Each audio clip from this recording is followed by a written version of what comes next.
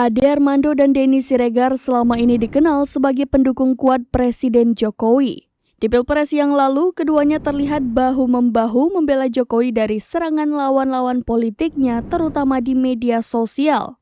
Namun menjelang Pilpres 2024, keduanya pecah kongsi, terutama setelah kedekatan PSI dengan Prabowo yang terlihat baru-baru ini, menyusul kedatangan sang Ketua Umum Partai Gerindra ke markas PSI. Seperti diketahui, Ade Armando kini telah bergabung menjadi politisi PSI. Sementara Denny Siregar memilih untuk tetap non-partai, pegiat media sosial dan mendukung bakal capres Ganjar Pranowo. Pagi ini, lewat kicauannya di Twitter, Denny Siregar menyampaikan salam perpisahan kepada Ade Armando.